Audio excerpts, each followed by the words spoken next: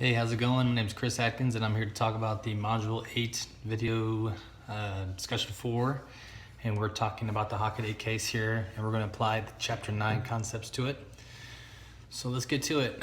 Question 1. What are the primary conflict approaches used in the Hockaday case? Make sure you use the language Chapter 9 did discuss, or in the discussion. So I went over a few approaches here. We used the bargaining method in the way that the members of the groups, the virtual teams, were eventually able to bargain on a pretty much a compromise of what they have for a solution to make things better. Let's see, what else do we have? Mediation, in the way that there were certain problems within the group, the cohesion, even with the problems between Francois and Mary, and then Jill and Ruggiero, and even the environment surrounding the organization or in the virtual group. Mediation was used in order to get to a common ground and eventually find a solution. Question 2, using the concepts from this week's readings, discuss the predispositions, strategies, tactics used by the leadership team. So the leadership team in this situation, Jill and Ruggiero, with Jill coming in and Ruggiero, I guess stepping in out, or I'm not quite sure how that worked.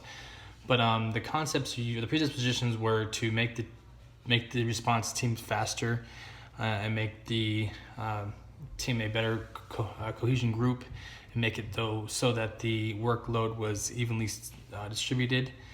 The tactics used were to pull a team together using a variety of diverse people from different locations. The question 3, turn those concepts towards the virtual team. What predispositions, strategies, and tactics are evidenced in their work? Predispositions, it was very obvious that some of the people on the virtual team were kind of hesitant about coming to the group due to the fact that there wasn't a strong enough connection to the organization like they had back in their home, I guess, location. So they were kind of hesitant. I guess that can contribute to their conflict strategy as far as how they related to the group and how they viewed conflict. Strategies used for conflict, I think it was very evident that there wasn't very much understanding of the differences used, especially with that when I wouldn't say finger pointing, but when it came down to people having to resort back to their native language, Francois eventually pointing fingers, wanting Mary to step down. It was very unhealthy. The conflict aftermath was very evident when people were voicing their worries and their understanding of the problem itself.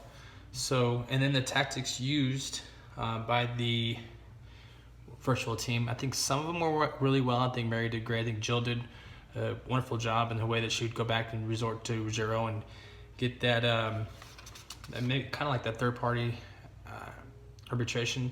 I don't know if you would consider Ruggiero that third party, but he was able to give Jill that kind of push that she needed to hear that she was doing a good job.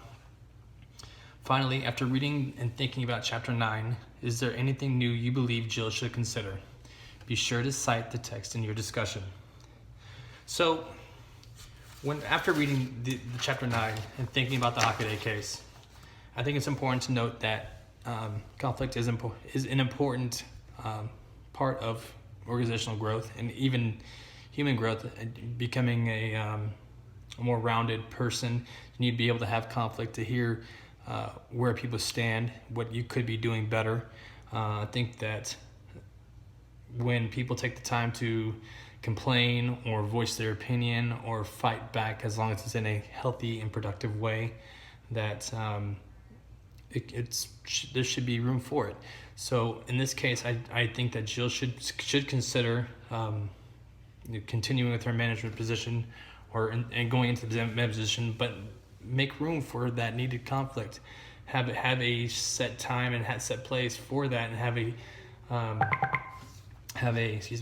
a open line of communication between all members of the group, and not just her and Ruggiero, but just everyone together, including the people that are diverse and are quite in that same arena that you may not be in. So with that, thank you again for listening, and I will look forward to reading or hearing your guys' videos, and I'll see you guys next week. Thanks.